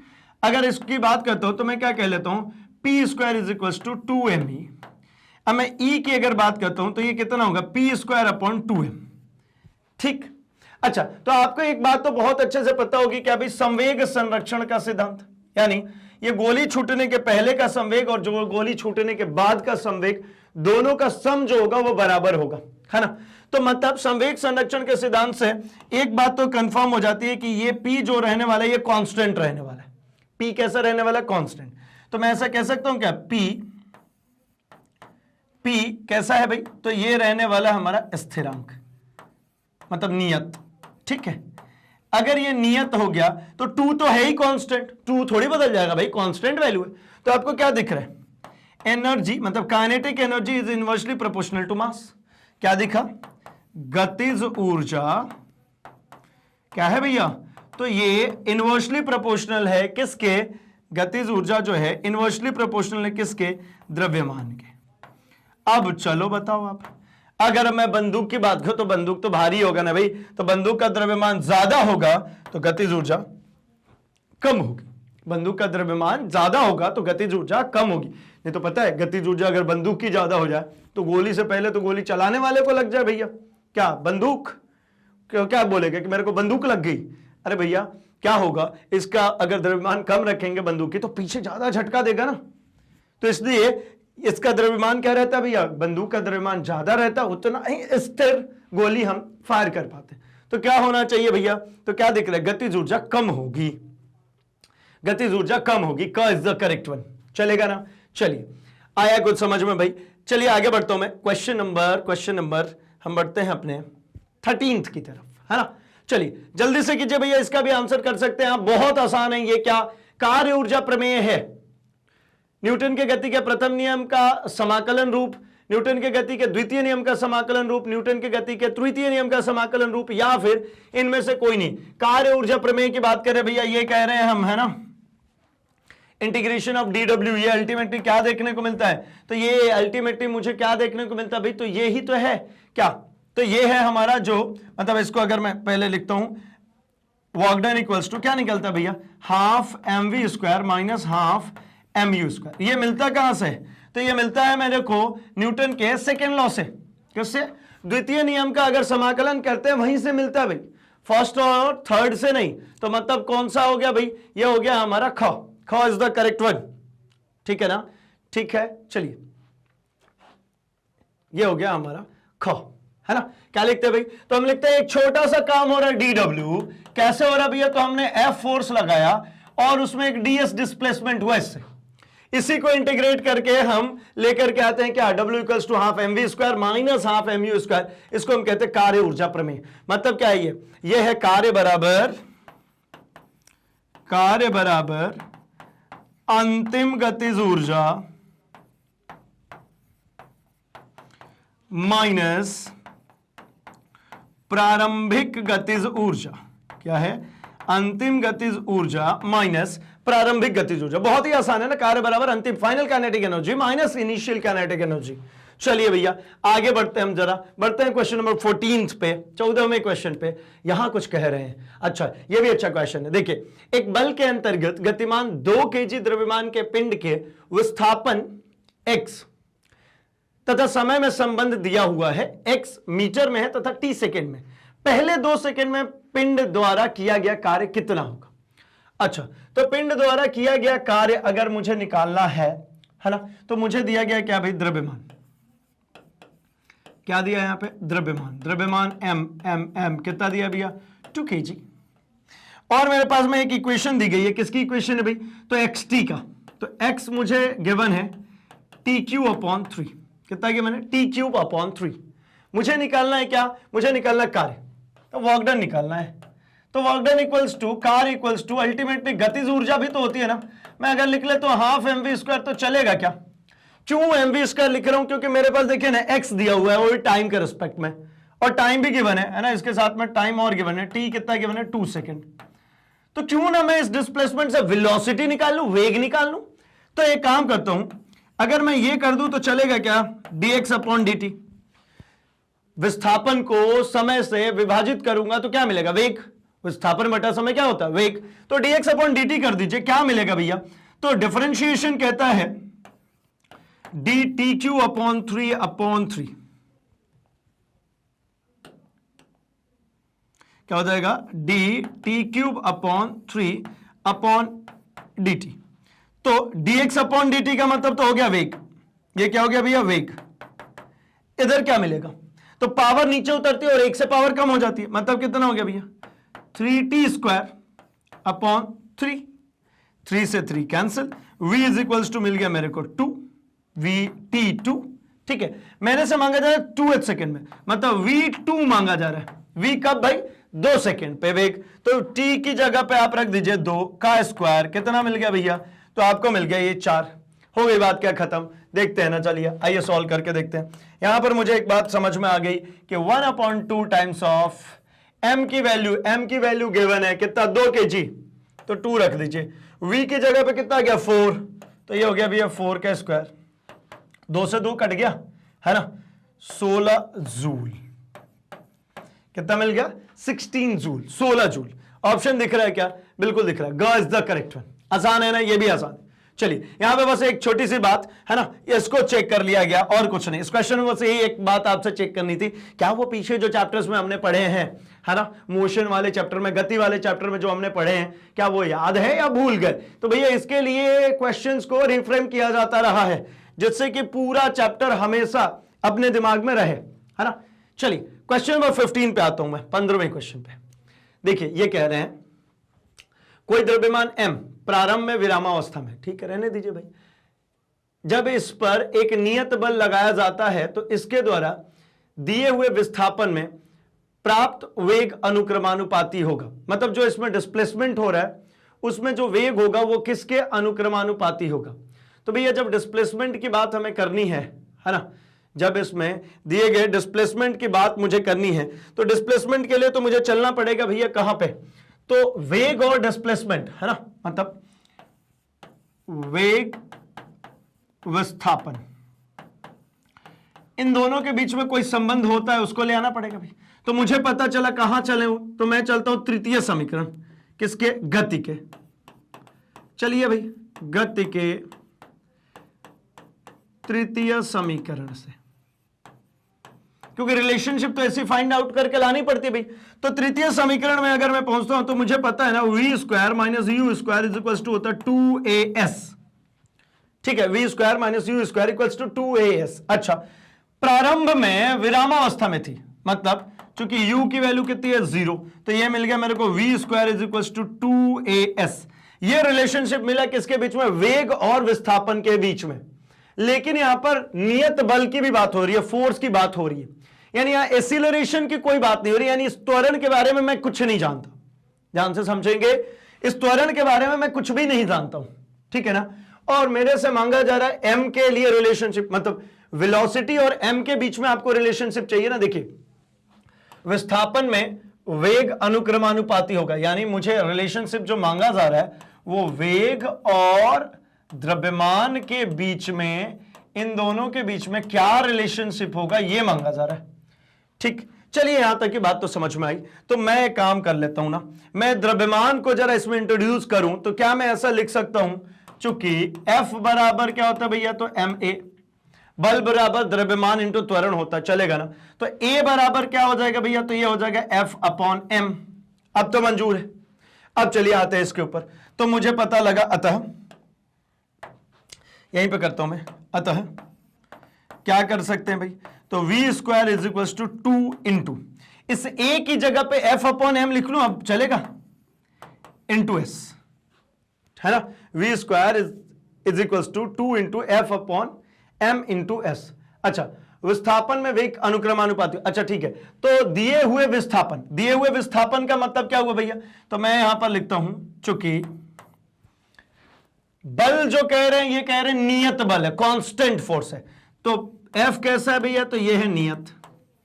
चलिए F नियत हो गया, और ये 2s ये भी कैसा होगा भाई, नियत। कैसे, तो इन्होंने कह दिया ना दिए हुए, मतलब मेरे को जो विस्थापन है वो पता है, तो अगर ये दोनों नियत हो गए तो इन दोनों के बीच में रिलेशनशिप मिल गया, लो हो गया। v square is proportional to 1 upon m, ये 2fs सब कांस्टेंट, तो v square is proportional to 1 upon m, मतलब क्या हो गया, v proportional to 1 upon under root of m। भाई प्रोपोर्शनलिटी साइन है, और स्क्वायरिंग हटाएंगे तो अगले साइड पे क्या लग जाता है, अंडर रूट, तो ये क्या मिल गया, 1 upon under root of m। Option कौन सा दिख रहा है भाई, ऑप्शन दिख रहा है ख। ख इज द करेक्ट वन, है ना, ख जो है ये बिल्कुल सही है। चलिए क्रॉस वेरीफाई कर लें क्या, एक बार क्रॉस वेरीफाई करते हैं भाई इसको, ख बिल्कुल सही है। ठीक, चलो आगे बढ़ा जाए क्वेश्चन नंबर 16 पे, और इसको भी सॉल्व करके आते हैं। चलो भैया 16वां क्वेश्चन क्या कह रहा है, 16वां कह रहा है निम्नलिखित में से किसमें स्थितिज ऊर्जा नहीं है। अब आ गया ना, एक थोड़े से क्वेश्चन अच्छे आए थे तो अब थोड़े बहुत क्वेश्चन नॉर्मलाइज कर लेते हैं ताकि ना बैलेंस बना रहे। निम्नलिखित में किसमें स्थितिज ऊर्जा नहीं है, किसमें नहीं है? क्या पृथ्वी तल से किसी ऊंचाई पर स्थित पिंड में नहीं है? अरे भैया इसमें तो है, अगर ये हमारे सरफेस है, किसी हाइट पे एक ऑब्जेक्ट को रख दिया है तो इसमें तो भरपूर है, कितना mgh, यहां तो है, यहां तो है। चाबी भरी छड़ी की स्प्रिंग में, भाई चाबी भरी है स्प्रिंग में तो क्यों नहीं होगा यार, बिल्कुल होगा। पोटेंशियल एनर्जी, स्थितिज ऊर्जा क्या है कि स्टोर्ड एनर्जी है भाई। आपने चाबी भर दी मतलब उसको क्या किया, विकृत किया, तो विकृत करेंगे तो वापस से अपने पुराने जो उसका ओरिजिनल शेप होगा उसमें आएगा, और जब वो अपने ओरिजिनल शेप में आने की कोशिश करेगा तो मतलब आपकी पोटेंशियल एनर्जी ही तो यूज करेगा। आओ चलो आगे। बंद सिलेंडर पिस्टन द्वारा संपीड़ित गैस में, अब भाई सिलेंडर में बंद है और गैस को क्या किया गया, संपीड़ित किया गया, कंप्रेस्ड, ठीक है ना। जैसे सीएनजी की बात करें, कंप्रेस्ड नेचुरल गैस है वो, कंप्रेस किया। कंप्रेस किया मतलब क्या, आपने कम आयतन में ज्यादा द्रव्यमान रखा हुआ है, इसी को तो कंप्रेस करना कहते हैं। आपने कंप्रेस किया, दबाया, संपीड़ित किया, मतलब क्या, कम आयतन में ज्यादा से ज्यादा गैस आपने रखा है, मतलब वहां पर भी पोटेंशियल एनर्जी है, स्थितिज ऊर्जा है। अगर आपने उस गैस को फ्री किया, रिलैक्स किया, तो वो गैस क्या होगा, एक्सपांड होगा, फैलेगा, है ना। गैस टंकी में से, जैसे अपन एलपीजी की बात करते हैं, क्या टंकी में कोई मोटर लगा होता है क्या, जो कि अंदर से गैस को गैस बर्नर तक लेकर के आने के लिए आपको मदद कराता है। अब पानी भर दो जरा नीचे बाल्टी में और ऊपर रख लो भैया नल, जरा देख लो उसमें जाएगा क्या पानी, ऑब्वियसली नॉट, मोटर लगाना पड़ेगा, पंप करना पड़ेगा। लेकिन ये संपीड़ित है, संपीड़ित गैस होती है वो गैस सिलेंडर में, मतलब क्या है भैया, तो उसको दबा दबा के भरा है ना, उसके पास पोटेंशियल एनर्जी है, फ्री कीजिए, किससे, रेगुलेटर से, तो वो धीरे धीरे धीरे धीरे गैस को रिलीज करना शुरू कर देता है। मतलब ऑप्शन कौन सी है भाई, पृथ्वी पर लुढ़कती हुई गेंद में। पृथ्वी पर लुढ़कती हुई गेंद का मतलब क्या है, ये गेंद है और इसी सतह पे क्या हो रही है, ऐसा लुढ़क रही है, चल रही है, चलने दो, इसमें हाइट थोड़ी बड़ी है, ये थोड़ी बोला है ऐसा उठा के मारा भाई, नहीं, गेंद क्या हो रही है, जमीन पे ही लुढ़क रही है, तो हाइट है क्या, नहीं, यहां पर भी हाइट 0 है, यहां पर भी हाइट 0 है, तो मतलब इसमें पोटेंशियल एनर्जी नहीं है ना। यहां पर देखेंगे तो h की वैल्यू 0 है, मतलब mgh करेंगे, इस h की वैल्यू 0 हो गई, मतलब टोटल 0, यानी ग इज द करेक्ट वन। सही है, सही है, सही है, बिल्कुल सही है भाई, बिल्कुल सही है। आइए 17वें क्वेश्चन पे, ये कह रहे हैं स्वतंत्रता पूर्वक पृथ्वी की ओर गिरती हुई वस्तु में होती है। फ्री फॉल कर रहा है ऑब्जेक्ट, एक ऑब्जेक्ट है वो क्या कर रहा है भैया, फ्री फॉल कर रहा है, क्या होगा, सिर्फ पोटेंशियल एनर्जी होगी, सिर्फ काइनेटिक एनर्जी होगी, या पोटेंशियल और काइनेटिक होगी, या फिर इनमें से कोई नहीं। तो भैया फ्री फॉल अगर ऑब्जेक्ट करता है तो हमने एक केस बनाई थी, अगर आपको थोड़ा सा ध्यान में हो, हमने कहा था ऐसा कुछ क्या कि एक ऑब्जेक्ट है, ये ए पोजीशन पे, फिर ये बी पोजीशन पे, ये सी पोजीशन पे, तीनों ही पोजीशन में ये सबसे अधिकतम ऊंचाई पे है, तो यहां पर mgh था, लेकिन यहां पर जो काइनेटिक एनर्जी थी, गतिज ऊर्जा थी, वो कितनी थी, 0 थी। यहां जब बीच में आए थे तब उसके पास काइनेटिक और पोटेंशियल दोनों ही थी। देखिए हमने ऐसा एक ग्राफ भी प्लॉट किया था इसके लिए, कैसा ग्राफ था भाई, तो मैंने देखा था कि अगर इनिशियल केस में बोलूं, मतलब शुरुआती समय में जब इस पिंड को कहां रखा गया, बिल्कुल ऊपर की तरफ रखा गया होगा, तो इसके पास क्या होगा भाई, सिर्फ और सिर्फ इसके पास होगी, वो होगी स्थितिज ऊर्जा। तो ये रही स्थितिज ऊर्जा के लिए कर्व, और उस समय इसके पास गतिज ऊर्जा मिनिमम होगी, ये गतिज ऊर्जा के लिए कर्व। तो मैं कहता हूं क्या, ये कह रहा है फ्री फॉल कर रहा है, तो मतलब मान लेता हूं यहां बीचों बीच रहा होगा। तो ये कौन था भाई, ये ऊपर वाला ग्राफ पोटेंशियल एनर्जी का है, ये नीचे वाला ग्राफ काइनेटिक एनर्जी का है। मतलब पोटेंशियल एनर्जी धीरे धीरे धीरे धीरे कम हो रही है, काइनेटिक एनर्जी धीरे धीरे धीरे धीरे क्या हो रही है, बढ़ रही है। यानी यहां कहीं एक बीच में कंडीशन में आ जाएंगे, कौन सा वाला, ये बी वाला कंडीशन। ये कौन सा है भैया, ये है ए, ये है बी। तो यहां पर मेरे को देखने को मिल रहा है, यहां पर क्या काइनेटिक एनर्जी भी है, पोटेंशियल एनर्जी भी, मतलब फ्री फॉल करते हुए ऑब्जेक्ट के ऊपर काइनेटिक एनर्जी भी होगी एंड पोटेंशियल एनर्जी भी होगी, मतलब स्थितिज ऊर्जा भी होगी और गतिज ऊर्जा भी होगी। कौन सा ऑप्शन, ऑप्शन नंबर ग, कौन सा, ऑप्शन नंबर ग। आइए आगे बढ़ते हैं क्वेश्चन नंबर 18 पे। भाई इनमें से संरक्षी बल कौन सा नहीं है, कंजर्वेटिव फोर्स नहीं है, कौन नहीं है भैया इसमें से संरक्षी, कंजर्वेटिव कौन सा नहीं है, क्या घर्षण बल नहीं है, गुरुत्वीय बल नहीं है, विद्युत बल नहीं है, प्रत्यास्थ बल नहीं है ना। कंजर्वेटिव फोर्स कौन सा नहीं है, तो कंजर्वेटिव फोर्स कौन सा नहीं है भाई, तो मैं तो कहता हूं कि कंजर्वेटिव का ऐसा भी मतलब समझ सकते हैं, कौन सा संरक्षी बल की अगर हम बात कर रहे हैं, तो जैसे मान लीजिए मैं बात करता हूं गुरुत्व बल की, तो क्या गुरुत्व बल को संरक्षित नहीं कर सकते क्या? एक हाइट पे, सर्टेन हाइट पे हम लेकर के जाते हैं किसी ऑब्जेक्ट को, उस पर जो लगने वाला फोर्स रहता है वो सेम कांस्टेंट फोर्स है और उसके अंदर सेव है ना। या फिर अपन प्रत्यास्थ बल की बात करते हैं, मैंने एक स्प्रिंग को खींचा है तो जितना मैंने फोर्स लगाया वो उसके अंदर क्या हो गई है, स्टोर्ड हो गई है।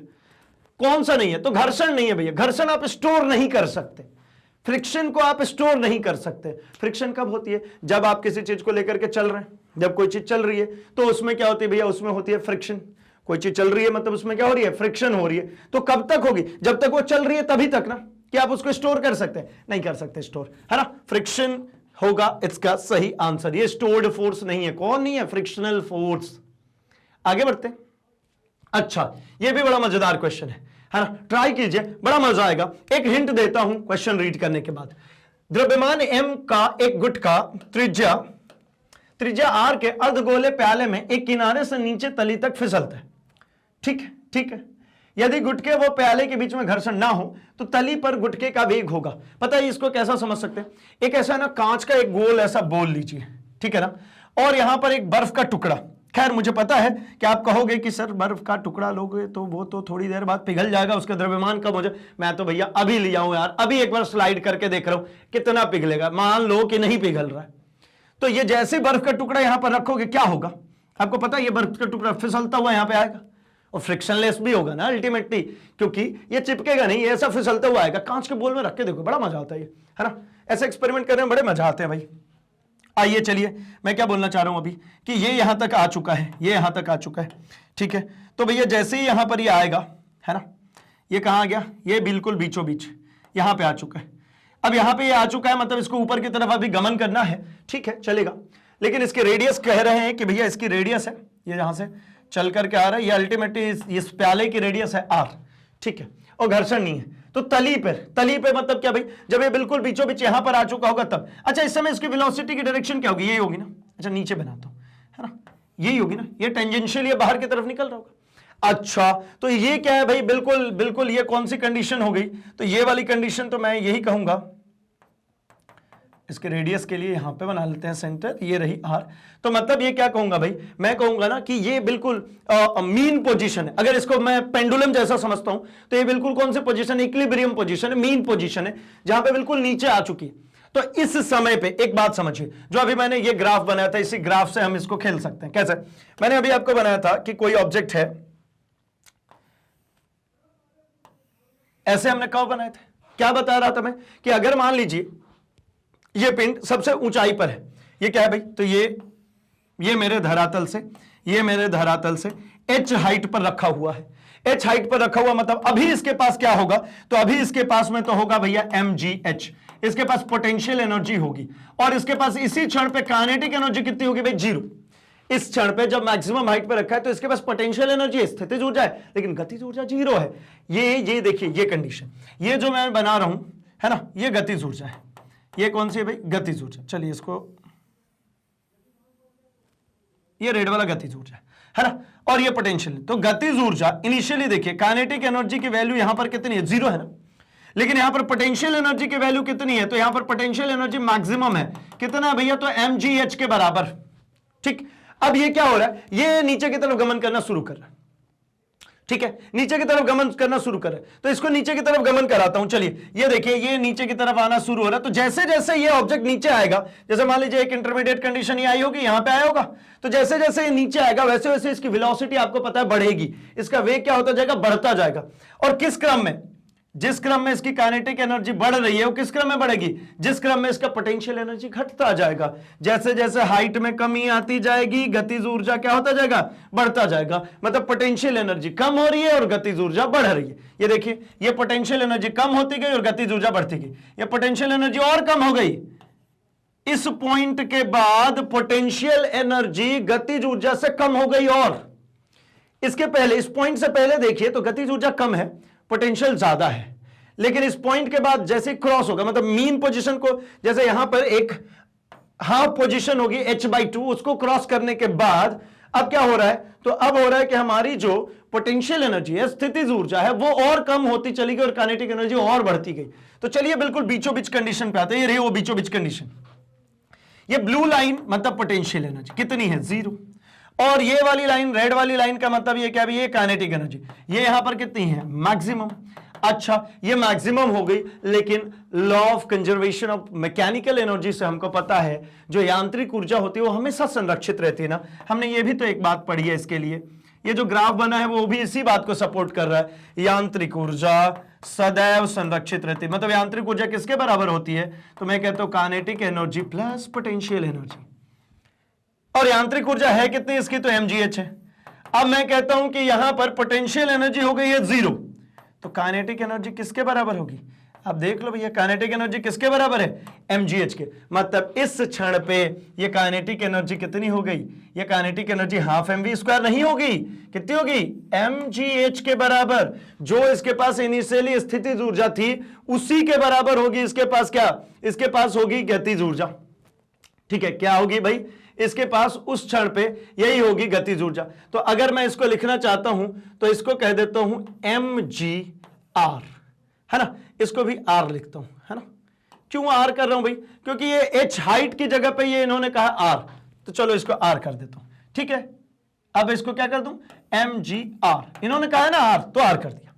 अब ठीक है, ये है भैया कितना, तो mgr काइनेटिक एनर्जी। जब बीचों बीच यहां पर पहुंचेंगे तो यहां पर जो गतिज ऊर्जा है इसके पास वो है mgr। अब मेरे से मांगा क्या गया था, तो मेरे से मांगा गया था वेग बताइए, वेलोसिटी बताइए इसका। तो चलिए मैं लिखता हूं, जरा देखिए, kinetic energy equals to mgr। Kinetic energy होती कितनी है भैया, तो ये होती है half mv² is equals to क्या, तो mgr। m से m कैंसिल, ये m से ये m क्या हो गया, कैंसिल हो गया। तो इसको आगे पहुंचाएंगे तो v² इक्वल्स टू कितना हो जाएगा, 2gr। फर्दर अगर इसको लिखेंगे तो v इक्वल्स टू कितना मिल गया, तो v is equals to under root of 2gr। बात समझ में आई भाई, है ना। रिवीजन क्लास में इसीलिए कह रहा था क्योंकि देखिए ना कितने सारे कॉन्सेप्ट्स एक साथ रिवाइज हो रहे हैं हमारे, है ना। तो कौन सा ऑप्शन दिख रहा है आपको, ऑप्शन नंबर ख। ऑप्शन नंबर ख जो है बिल्कुल करेक्ट है। क्रॉस वेरीफाई करें क्या, आइए चलिए क्रॉस वेरीफाई करते हैं। ख इज द करेक्ट वन, है ना। एंड आई रिपीट, क्या भाई, तो देखिए ये सारे क्वेश्चन उस टाइप के होते हैं कि आप चाहें अगर कि भैया फर्स्ट टाइम में मेरे से बन जाए तो बिल्कुल बनेगा, थोड़ी सी डेप्थ नॉलेज और थोड़ा सा प्रैक्टिस चाहिए। लेकिन एक बात ध्यान में रखें कि अगर आप चाहते हैं एग्जाम में बेहतर परफॉर्मेंस देना तो भैया उसके लिए प्रैक्टिस जरूरी है। और प्रैक्टिस के लिए क्या करना है, ये थ्रू आउट ऑफ द जितने भी ये वीडियो चल रहे हैं, जितने भी क्वेश्चंस में कराते जरूर भैया करते चले जाइए पूरे, क्योंकि जब एक बार आंखों के सामने से ये सारे पैटर्न गुजरेंगे ना, मैं मोस्टली नए पैटर्न के क्वेश्चन ही है, ये सारे नए पैटर्न है ना। क्वेश्चंस जो रिपीट हुए हैं वो वही है जो कि मतलब 1 2 4 क्वेश्चंस रिपीटेड है, नो डाउट। क्या रिपीटेड क्वेश्चन ही, पैटर्न रिपीटेड, लेकिन मोस्टली क्वेश्चंस नए पैटर्न है। इसलिए ये पूरा ही देखते चले जाइए, बीच में स्किप मत कीजिए भाई। अगर आप स्किप करेंगे तो ऐसे क्वेश्चंस 1 क्लिक में नहीं पता चल पाते कि क्या करना क्या है, कैसे करना है। अभी जैसे काइनेटिक एनर्जी और पोटेंशियल एनर्जी में देखा था परसेंटेज हाइक, है ना, 50% संवेग में 50% का इंक्रीमेंट देखने को मिला था, तो काइनेटिक एनर्जी में पूछ लिया था। वो क्वेश्चन फर्स्ट टाइम देख करके नहीं बनेगा, बट हाँ प्रैक्टिस होने के बाद आप दिमाग में फिट हो गया, अब ऐसा क्वेश्चन कुछ भी आए वो सब बनेगा। वैसे ये सारे क्वेश्चंस है, इसलिए कंसिस्टेंटली आप भैया इस पूरे वीडियो को फॉलो करते जाइए। नॉट ओनली दिस, इसके अलावा भी जितने भी वीडियोस आपके सामने आते हैं वो सबको कंसिस्टेंटली फॉलो कीजिए, क्योंकि अगर आप चाहते हैं कॉम्पिटिटिव में बेहतर स्कोर करना, अपने स्कूल एग्जामिनेशन में बेहतर स्कोर करना, तो ये practice more. The only trick to perform well is practice, that's all. चलिए आगे बढ़ते हैं हम क्वेश्चन नंबर 20 पे, 20वीं क्वेश्चन पे भैया। 20वां क्वेश्चन बड़ा ही सस्ता सा, बहुत सस्ता है। शक्ति है भैया, ये सामर्थ्य का मतलब शक्ति, है ना। ये बड़ा ही थोड़ी शुद्ध हिंदी हो गई, ठीक है। ये शक्ति है, ठीक है। कौन है, शक्ति। कार्य और शक्ति के बीच में क्या संबंध होता है, ये कार्य और शक्ति के बीच में, तो भैया आपको पता है ना, वर्क डन, या फिर मैं कहता हूं शक्ति को भी power. The rate of doing work is called power. Power क्या होता है भैया, रेट ऑफ डूइंग वर्क। शक्ति जो होती है ये होती है कार्य बटा में समय। तो भैया समय को गुणा करा दो, कार्य बराबर कौन होगा, तो ये होगा शक्ति गुणे समय। क्या होगा, शक्ति गुणे समय। दिख रहा है क्या, दिख रहा है क्या, दिख रहा है क्या? अच्छा, शक्ति को सामर्थ्य लिखा भैया, चलो मैं भी लिख दूं, क्या, सामर्थ्य गुणे समय। अब तो ठीक, अब तो सही, कहीं दिख रहा है सामर्थ्य गुणे समय, सामर्थ्य गुणे समय, बिल्कुल का इज द करेक्ट वन, है ना, का बिल्कुल सही है। और ये बिल्कुल हलवा क्वेश्चन था। आगे बढ़ते हैं क्वेश्चन नंबर 21 पे। बीच बीच में भैया, है ना, कुछ कड़वी सी दवाई पिलाने के लिए ना बीच बीच में थोड़ी थोड़ी मिठाई देनी पड़ती है, तो क्या वो कड़वी दवाई कड़वी नहीं लगती, तो ऐसा ही है ना, बीच बीच में अच्छे क्वेश्चन आ रहे हैं और एक आधे तो चलता है ना, एक दो लॉलीपॉप चलेंगे। ठीक, आओ चलो 21वें पे आते हैं। फिर से लॉलीपॉप है एक, क्या है, निम्न में से कौन सा मात्रक ऊर्जा का मात्रक नहीं है? कौन सा ऊर्जा का मात्रक नहीं है भाई? एनर्जी का मात्रक नहीं है ना, शक्ति की बात नहीं कर रहे हैं, एनर्जी की बात करें, है ना। ऊर्जा की अगर हम बात करते हैं तो ऊर्जा अल्टीमेटली क्या होता है भाई? तो ऊर्जा को आप कार्य से भी समझ सकते हैं ना, ऊर्जा कह रहा हूं या कार्य कहूं, मतलब अगर मैं कहता हूं कार्य की एनर्जी क्या भाई, तो एक तो है हमारी जूल, अच्छा, और क्या भाई, तो जूल तो हो गई हमारी है। किलोवाट की अगर मैं बात करता हूं, जूल हो गई हमारी, ठीक। किलोवाट आर की बात करूं, अगर थोड़ा सा किलोवाट आर की बात करते हैं, तो किलोवाट आर, है ना, किलोवाट घंटा, किलोवाट आर। किलोवाट का मतलब क्या है भाई, तो ये है हमारी शक्ति, और ये आर का मतलब क्या हो गया भाई, तो ये हो गया हमारा समय। अब शक्ति आपको अभी बताया था मैंने, क्या, कार्य बटा में समय, तो ये कार्य बटा में समय गुणे समय, इसका मतलब क्या हो, समय से समय कटा, यानी अल्टीमेटली क्या है, ये कार्य है। यानी अगर आपको ये दिख रहा है ना KWH, तो ये भी कार्य है। अच्छा, ऐसे अगर आपको दिख रहा है इलेक्ट्रॉन वोल्ट, ठीक है, क्या दिख रहा है भाई, अगर आपको दिख रहा है यहां पर इलेक्ट्रॉन वोल्ट, तो इलेक्ट्रॉन वोल्ट भी अल्टीमेटली क्या है भाई, ये भी एक कार्य है, ठीक। वोल्ट जो होता है, देखिए, वोल्ट मतलब विभव, ठीक है, वोल्ट का मतलब क्या है भैया, वोल्ट मतलब विभव, है ना। विभव क्या होता है भाई, तो वर्क डन अपॉन चार्ज होता है, W/E, ठीक है। और मैं कहता हूं कि इसकी यूनिट क्या लिखी है मैंने भाई, तो इसकी यूनिट लिखी है वर्क डन की EV अपॉन में V, तो ये तो कट गया ना, क्या बचा, सॉरी, अपॉन में E, तो क्या बचा V का मतलब क्या है भाई, V का मतलब विभव, विभव का मतलब क्या मिला आपको, तो ये मिला ना कार्य।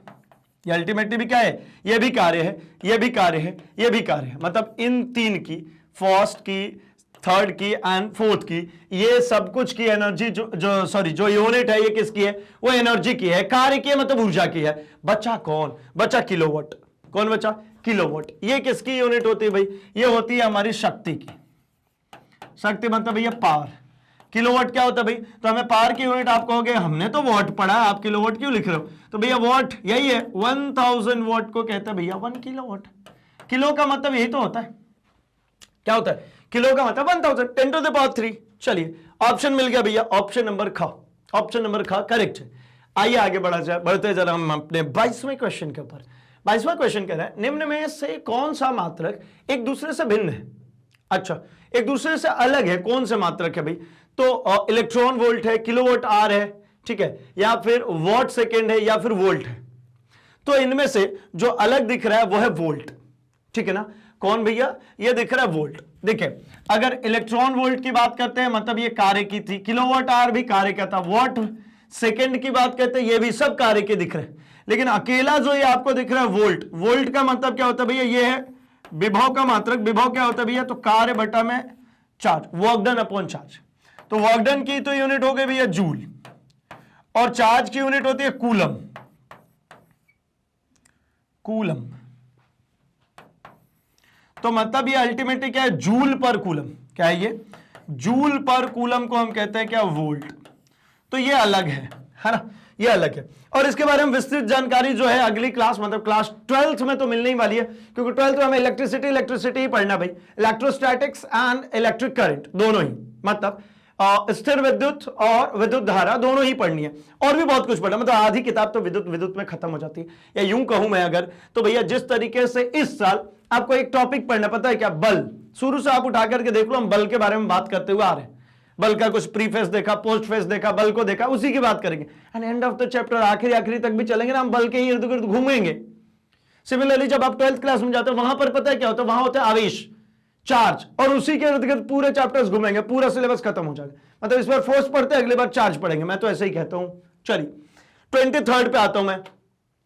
चलिए भैया इसका आंसर जल्दी से लगा दीजिए, क्या क्षमता मतलब शक्ति का एसआई मात्रक वॉट किसके तुल्य है, वॉट किसके तुल्य है भाई। तो देखिए अगर मैं शक्ति की बात करता हूं तो शक्ति मतलब क्या, कार्य करने की क्षमता की, कार्य करने की दर, कार्य करने की दर रेट, कार्य करने की क्षमता क्या होती है, ऊर्जा। तो शक्ति मतलब कार्य करने का दर, रेट ऑफ डूइंग वर्क यानी कार्य बटा में समय। अब देखते हैं कितना और ओपन दिया गया, अच्छा किलोग्राम मीटर में। अच्छा कार्य मतलब क्या होता है भैया, तो कार्य मतलब मेरे को पता है बल इंटू विस्थापन बटा में समय, और ओपन करवाएंगे, हाँ लग तो रहा है। फोर्स क्या होता है भैया, तो मास इंटू एक्सेलरेशन, द्रव्यमान इंटू त्वरण इंटू विस्थापन बटा में समय। अब तो लिख लूंगा मैं यूनिट, चलिए द्रव्यमान मतलब क्या भैया, तो केजी है ना। त्वरण का मतलब क्या भाई, तो मीटर पर सेकेंड स्क्वायर इंटू विस्थापन है, इसका मतलब ये क्या हो जाएगा भाई, तो ये हो गया 1 मीटर अपॉन में नीचे क्या भैया, तो सेकेंड। अगली लाइन चलिए, केजी मीटर स्क्वायर पर second square, kg metre square पर सेकेंड स्क्वायर। दिख रहा है भाई, हाँ दिख रहा है, देखिए लिखता हूं, kilogram metre square second square, second पर -2 का मतलब क्या भाई, तो अल्टीमेटली है पर सेकेंड स्क्वायर, है ना। तो केजी मीटर स्क्वायर पर सेकेंड स्क्वायर, ठीक है। ख इज द करेक्ट वन, ख सही लग रहा है भैया, बिल्कुल लग रहा है, ख सही है, लगना क्या बात है, ठीक है। क्या हो जाएगा भाई, मीटर केजी मीटर स्क्वायर पर सेकेंड स्क्वायर, ख करेक्ट है, ठीक। ख जो है यही सही है, ख सही है। चलिए आगे बढ़ता हूं मैं अपने अगले क्वेश्चन पे, और अगले क्वेश्चन की बात करते हैं। निम्नलिखित में से कौन सा सामर्थ्य का मात्रक नहीं है, कौन सा इनमें से ऑप्शन है जो कि शक्ति की यूनिट नहीं है। तो शक्ति की यूनिट भाई क्या क्या चीज है, तो देख लीजिए एक बार। मुझे तो आंसर मिल चुका है, वॉट है, अश्वशक्ति हॉर्स पावर एचपी, ये 1 HP बराबर होता है 746 वॉट, ठीक है ना। तो ये भी किसकी है, शक्ति की। जूल पर सेकेंड, तो भैया जो शक्ति होती है वो कार्य करने की दर ही होती है, मतलब ये अल्टीमेटली क्या, वर्क डन अपॉन टाइम, तो ठीक है ना, जूल पर सेकेंड ये भी चलेगा। किलोवाट आवर नहीं होता, क्योंकि ये किसकी यूनिट होती है, ये होती है ऊर्जा की, ये किसकी यूनिट है, एनर्जी की, KWH, ठीक है ना। किलोवाट मतलब क्या भैया, तो ये हमको शक्ति देखने को मिल जाती है, शक्ति इंटू समय।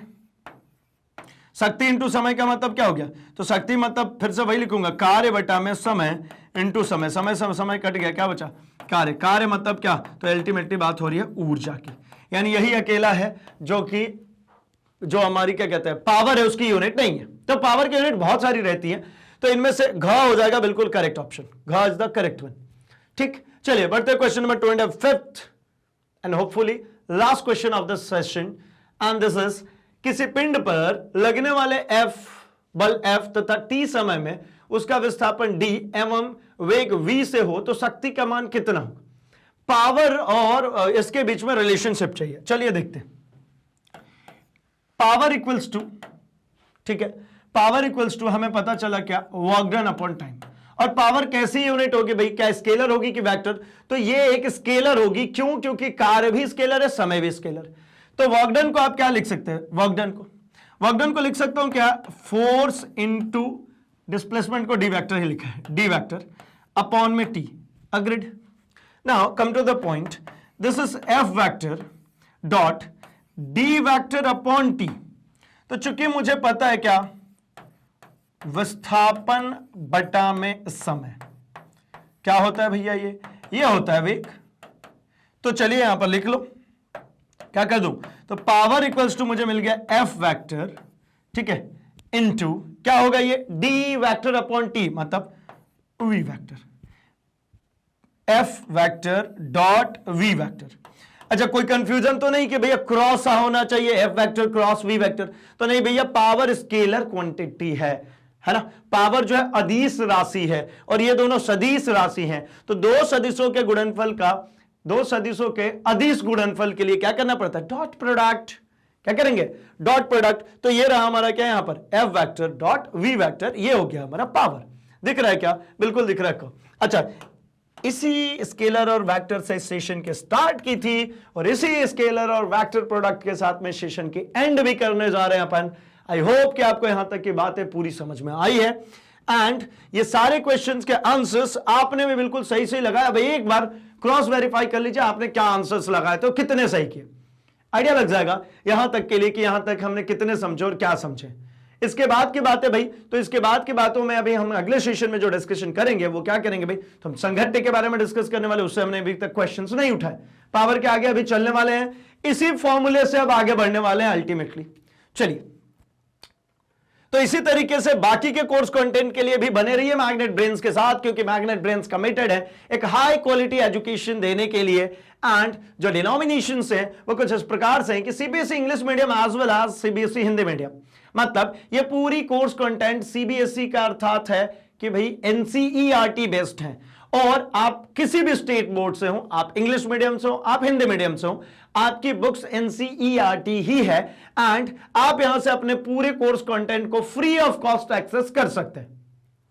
साथ ही साथ अगर आप यूपी या बिहार बोर्ड से आते हैं तो आपके लिए तो एक्सक्लूसिवली प्लेलिस्ट मिल जाता है, जहां पर आपके बोर्ड के अकॉर्डिंगली आपके previous year question paper, most important question paper, MCQs की series, NCERT solutions, index questions, साथ ही साथ मोस्ट इंपॉर्टेंट क्वेश्चंस और भी वैल्यू एडिशन, बहुत सारी चीजें आपको देखने को मिल जाती है, जिसके जरिए आप बोर्ड एग्जामिनेशन के साथ साथ कॉम्पिटेटिव एग्जामिनेशन में भी परफॉर्म कर सकते हैं।